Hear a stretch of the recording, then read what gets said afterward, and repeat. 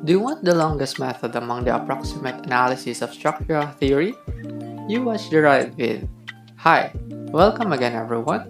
My name is Louie Ubani, your 4th year CE discussant for today's topic.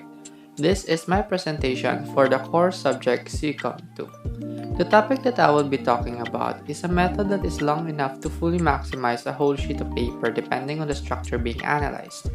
A brief explanation and a series of steps in order for you to fully comprehend my topic. I hope you all listen and learn something. The topic that was assigned for me is the factor method, one of the topics studied under the structural theory subject. You read me as I introduce its steps and how to use this kind of method. The factor method definition. Let's learn a little bit of background on our method. According to the article made by Rahish and Gallardo, the factor method is another approximate method for analyzing building frames subject to lateral loads. This method is said to be more accurate than either the portal or the cantilever method.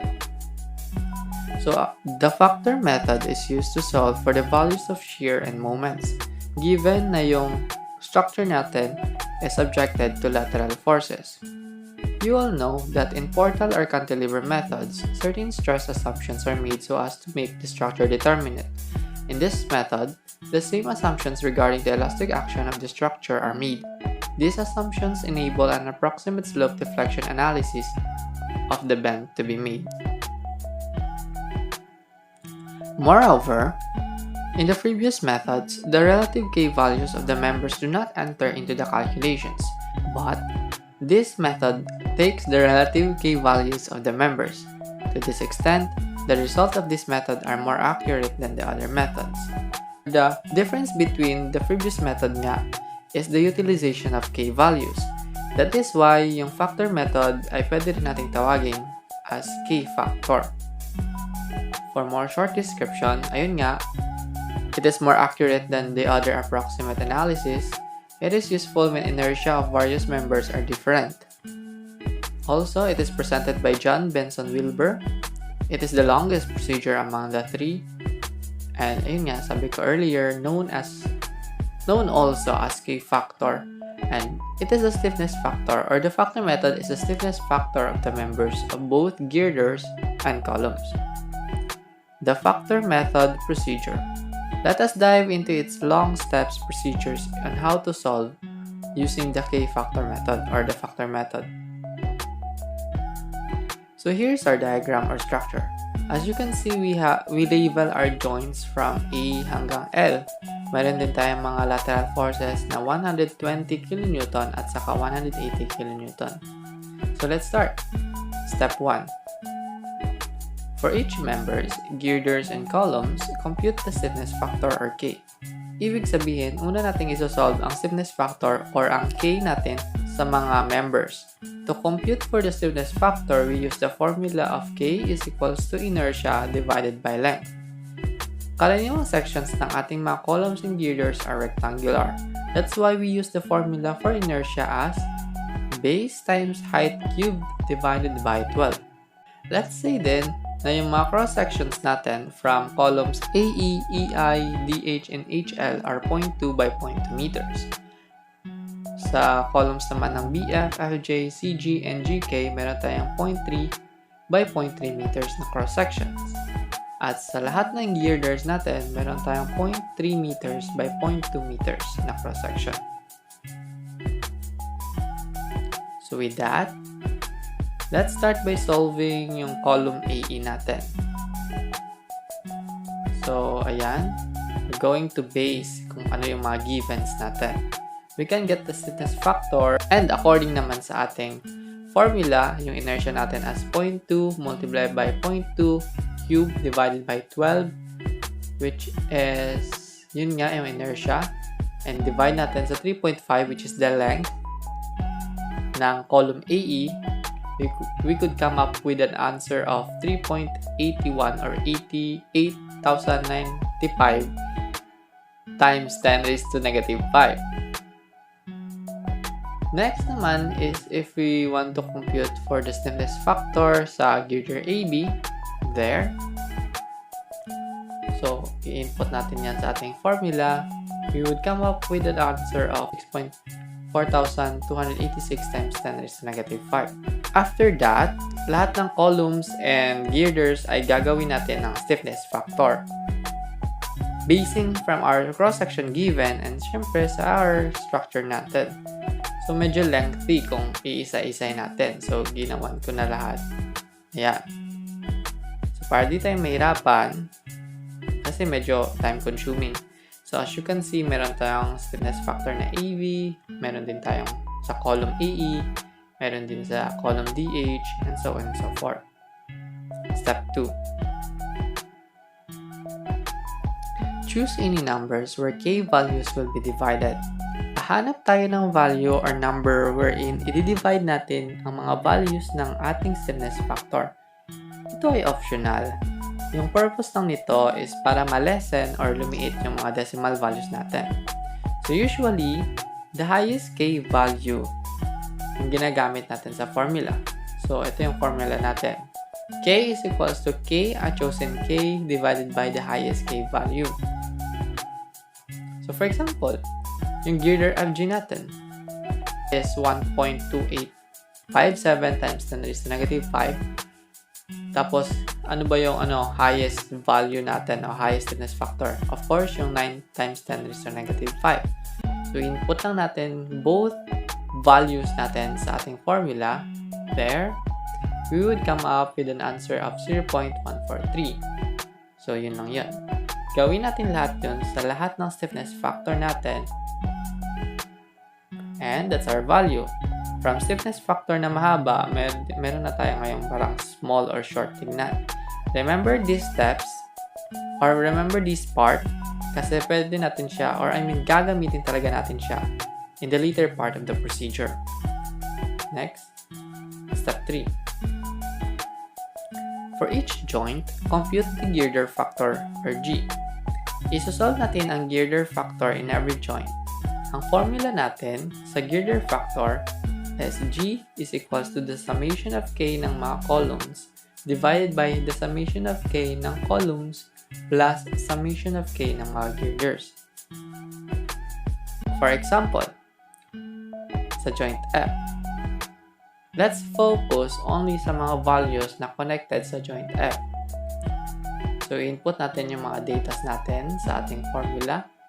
So, G or the girder factor at joint F is equals to 0.214 plus 0.214, which are the column factors divided by yung column factors natin plus yung girder factors, which is yung 0.714 plus 0.143, we would come out with an answer of 0.333. Gawin ito sa lahat ng mga joints. And ito yung mga values natin for girder factors in every joints. Yan.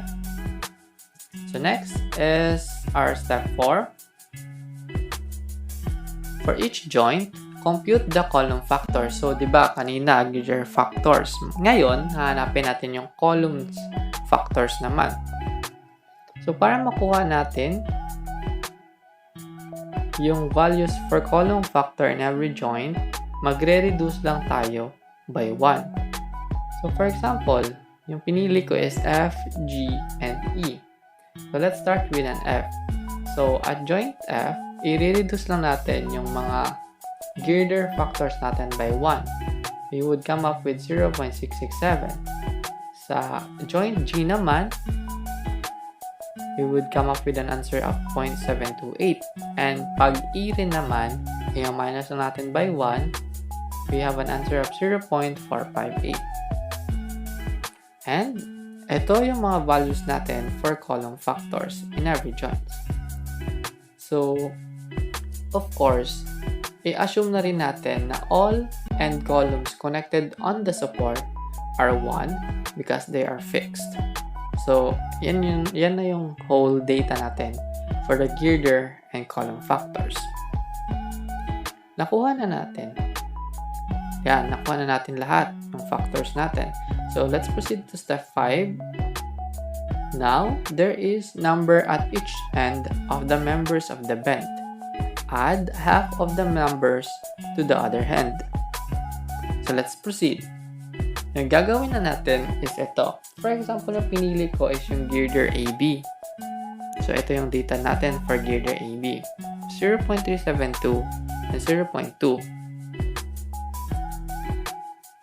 Then, yung gagawin lang natin is, for example, yung pinili ko is 0.2. I-half natin yung 0.2, tapos i-add natin siya sa partner niya. We would come up with an answer of 0.472. And then, vice versa, gawinin natin sa kabila, yung 0.372, divide natin sa 2, then i-add by its partner, which is yung 0.2, we would come up with an answer of 0.386. Same process din naman if we're gonna find for the columns. So, for example, column AE, ito yung mga datas natin. Ang gagawin na natin is i-reduce natin by half yung 0.628, tapos i-add by its partner, which is yung 0.458. We would come up with an answer of 0.772. Same din sa kanyang partner, i-half yung 0.458, then i-add by 0.628, typo yan, it's 0.628, we would come up with an answer of 0.857. Gawin sa lahat ng columns and girders, and ito na ngayon yung mga bagong values natin. Yan, ito na yung mga bagong values natin ng factors. Next, let's proceed to step 6. Step 6 is solve for the moment factors. So, yung formula natin to solve for the moment factor is girder and column factors from step 5, which is before lang, multiply by K or yung stiffness factor natin. So, pwede natin gamitin yung values natin from step 1 or pwede rin yung reduced form, which is yung step 2. Depende sa iyo. So, ito yung girder and column factors natin.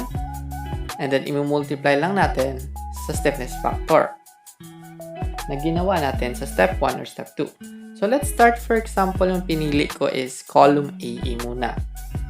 Ibig sabihin, ang mga factors sa step 5 ay i-multiply lang natin sa stiffness factor. Ayun.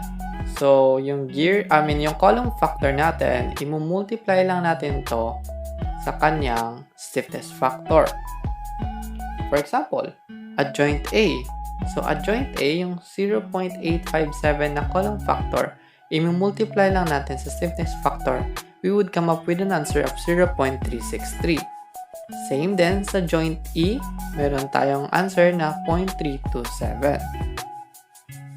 Next, same procedure for girders. For example, yung pinili ko is FG. So, yung girder factor natin sa FG, i-multiply lang natin sa stiffness factor ng FG rin. So, adjoint F 0.469 multiplied by 0.143, we would come up with an answer of 0.067. Same process sa joint G, 0.439 multiplied by 0.143, we would have an answer of 0.063. Gawin ito sa lahat ng mga columns and girders, and ito na ngayon ang ating moment factors in every joints and members. Let's proceed to step 7. Solve for the total column moment factors, yung alpha, and yung column end moments at each story. So, let's start muna isolve ang total column moment factors. Yung pag-solve lang ng total column moment factors is yung summation lang ng mga column moment factors depending sa floor. So, sa second floor muna tayo. Sa second floor, pag i-add natin lahat ng column moment factors, we would come up with an answer of 2.455. After that, pag nakuha natin yung column moment factors, proceed tayo sa alpha natin. Let's find our alpha. So, our alpha, or the formula for alpha, is summation of the shearing force or yung lateral forces times the story height divided by the summation of total column moment factor. So, for example, Yan.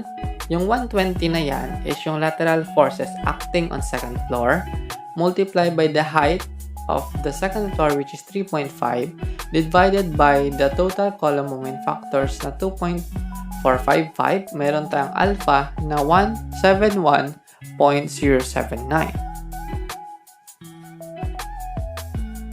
So sa ground floor din, same process.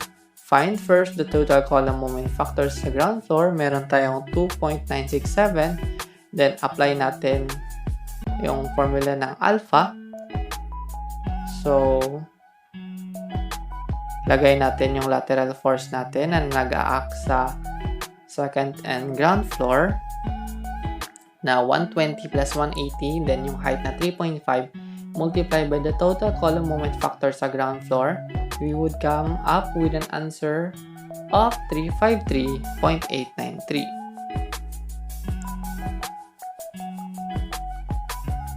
Next, yung gagawin lang natin, to solve for the column and moments, imumultiply lang natin ang nakuha nating alpha sa ating column moment factors.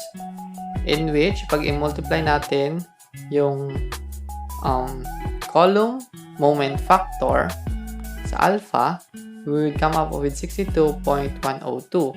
Yung 62.102, ito yung value ng moment na nag-a-act sa end ng column na ito, which is 62.102 kilonewton meter. Gawin ito, so next is, for example, sa joint E, yung 0.327 multiplied by the alpha, meron tayong 55.943. Ito na yung magiging column end moments sa joint E. Yan. So, gawin ito sa lahat ng column moment factors sa second floor. Yan. Then, or we would come up with an answer of ganyan. Column end moments at each column moment factors. Hindi ko na nilagay yung D kasi di na siya magkasya. Gawin din ito sa lahat ng Gawin din ito sa lahat ng column moment factors din sa ground floor.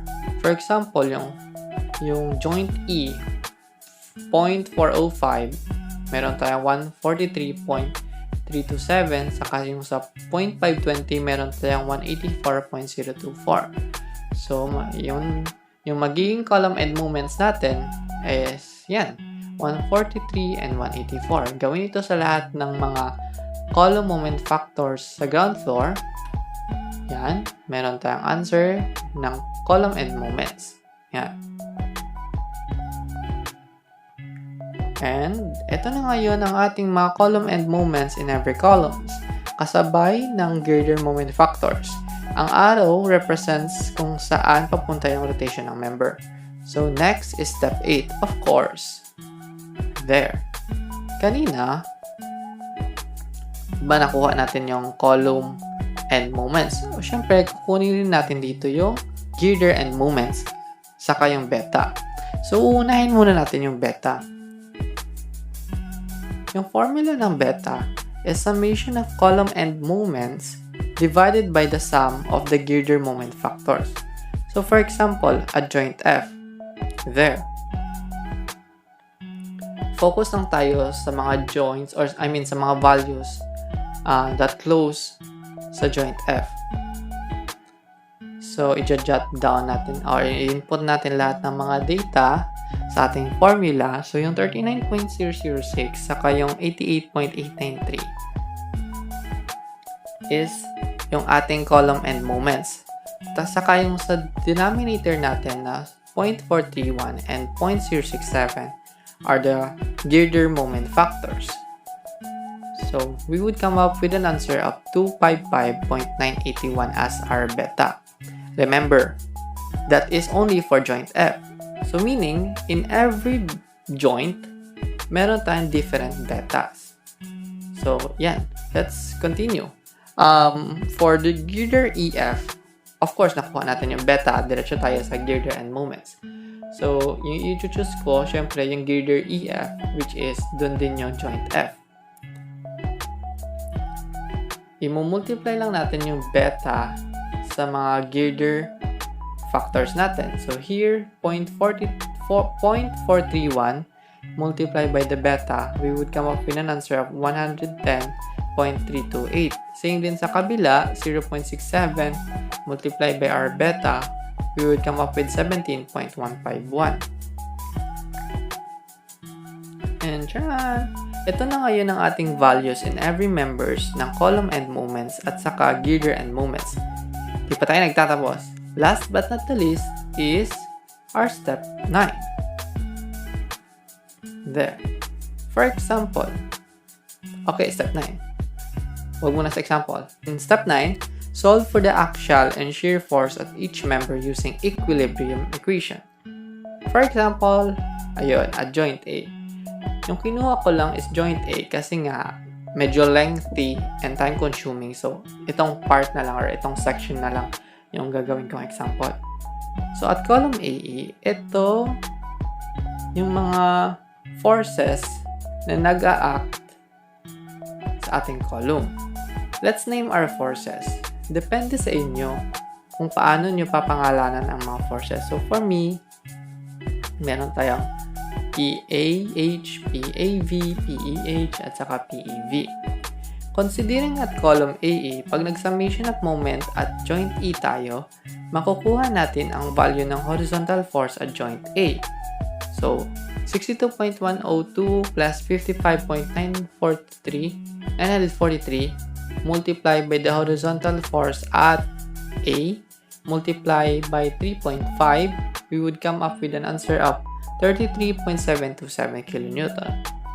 Summation of forces X equals to 0, makukuha natin ang horizontal force at joint E, which is 33.727 kN. Dahil di pa natin alam ang vertical forces at AE, proceed tayo sa girder AB. At girder AB, ito naman yung mga forces na nag-a-act dito. Considering at girder AB, summation of forces X equals to 0, dahil nakuha na natin yung horizontal force at joint A, which is yung 33.727, makukuha natin ang horizontal force at joint B naman, which is 86.273 kN. Summation of moment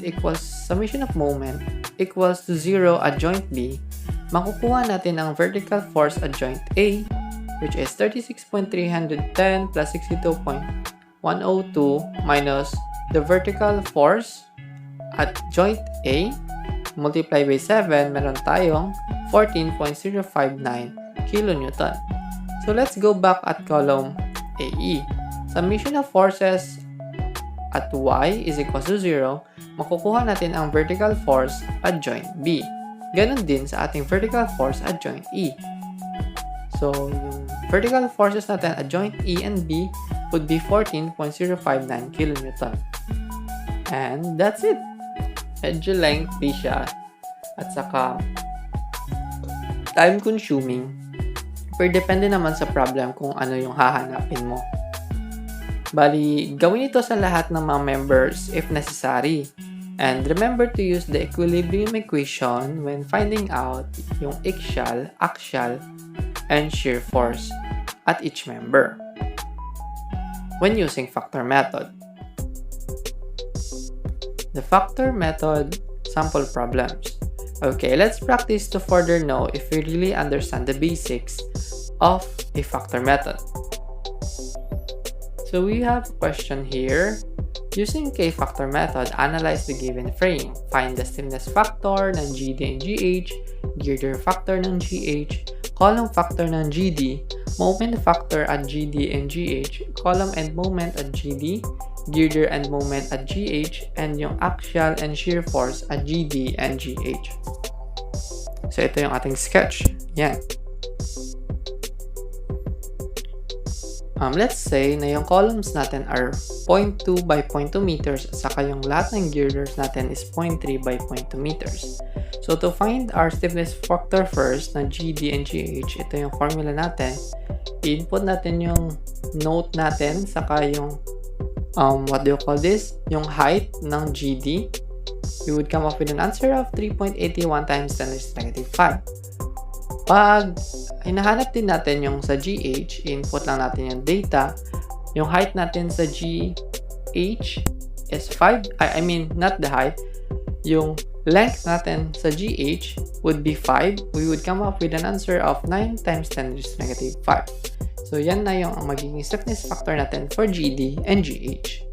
And of course, ginawan ko na rin lahat para in case ma-curious kayo or if you're wondering yung mga datas ng different joints or members. So, that's it.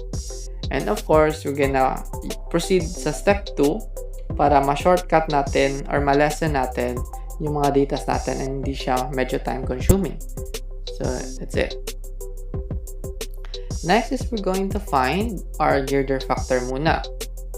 So, yung formula for girder factor is G is equals to the summation of K columns divided by summation of K columns plus summation of K girders. So, yan. Meron tayong 0.42 as yung K column natin at joint G and divided by 0.42 plus 1 na girder natin. You would come up with an answer of girder factor sa G as 0.296. Pag hinahanap din natin yung sa H or joint H, meron tayong 0.42 acting as our column, saka divided by 0.42 plus 1 plus 0.67, you would come up with 0.21.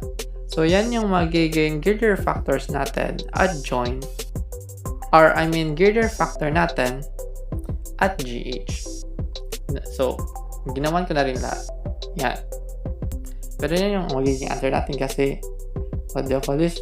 Yan yung hinahanap sa problem, yung joint GH.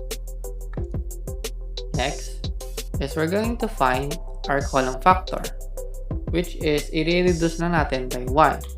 So, at column factor natin sa GD, okay, so at joint G, 1 minus 0.296, meron tayong 0.704.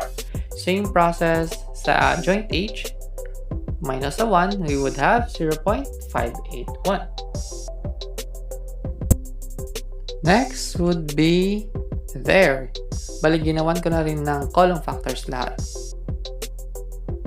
So, para hindi tayo ma-confuse, I have two structures here. Yung unang structures is yung combined girder and column factors. Wherein yung pangalawang structure is yung step 5 natin kanina, which is adding half number by the other hand. Or like, hahanap tayo ng like for example, hahanap tayo ng dalawang values, then yung gagawin natin, pick tayo ng isang value, and then i-half natin, then i-add sa kanilang partner. So parang ganun. Bali, yan yung shortcut or yung reduced form ng combined girder and column factors.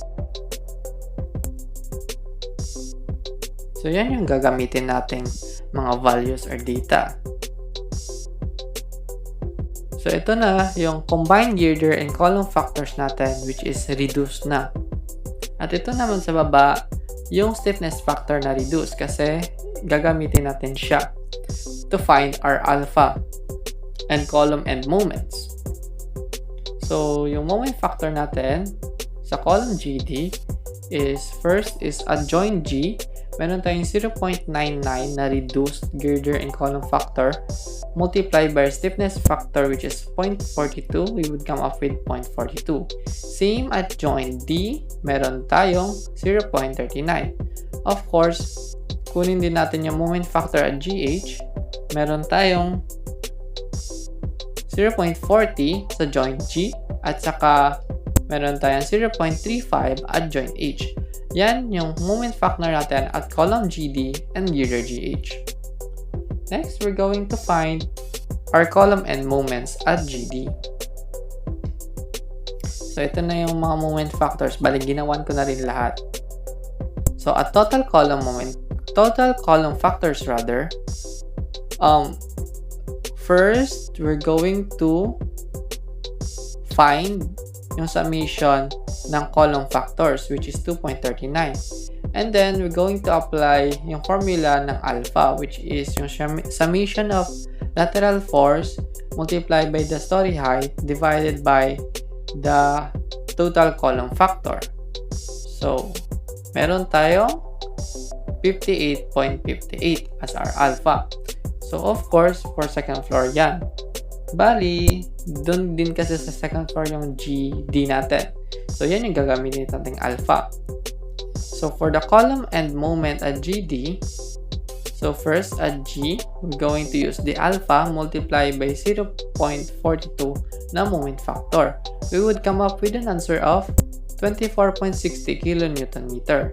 Same process to find the column and moment at joint D, meron tayong 22.85 kN meter. Kindly pause and check if we're still correct or if our answers are correct. So, bali, yan yung magiging answer natin for column and moments at GD. Pero ginawan ko na rin ng column and moments lahat ng members. Yan, column and moments. Next is let's find our girder and moments at GH. So before we would continue, of course, let's find muna our beta. So our beta would be sa joint G natin na beta, meron tayong summation of column and moments which is 24.60 divided by the summation of girder moment factors which is yung 0.40 natin sa moment factor.